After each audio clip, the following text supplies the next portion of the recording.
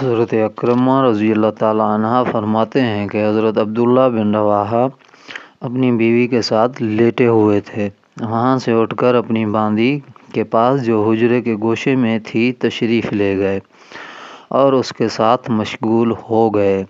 ان کی بیوی گھبرائی جب ان کو ان کے بستر پر نہ پایا اور وہ اپنی جگہ سے نکلیں اور انہیں جاریہ باندی کے ساتھ مشغول پایا تو اپنے کمرے کی طرف لوٹیں اور چھری لے کر آئیں۔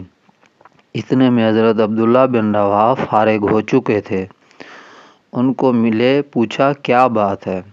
ان کی بیوی نے کہا، اب پوچھتے ہو کیا بات ہے؟ اگر میں آپ کو اس جگہ پاتی جہاں میں نے آپ کو دیکھا تھا تو آپ کے دونوں شانوں کے درمیان چھری گھونپ دیتی۔ حضرت عبداللہ بن رواحہ نے فرمایا، تو نے مجھے کہاں دیکھا؟ ان کی بیوی نے کہا، میں نے تم کو جاریہ کے ساتھ مبتلا دیکھا۔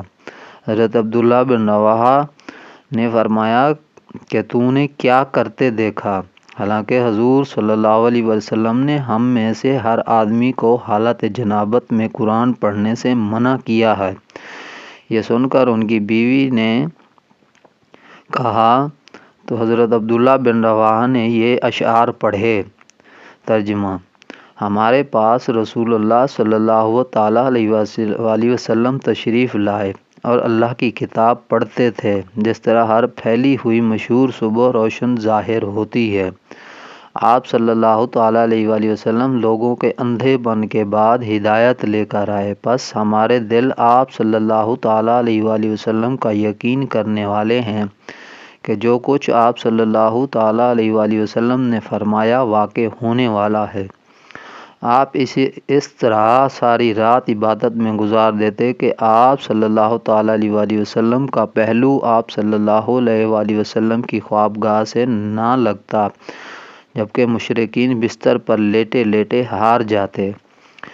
یہ سن کر حضرت عبداللہ بن رواحہ کی بیوی نے کہا، میں اللہ پر ایمان لائی اور میں نے اپنی آنکھوں کی تکذیب یعنی ان کی بیوی نے ان اشعار کو قرآن سمجھا۔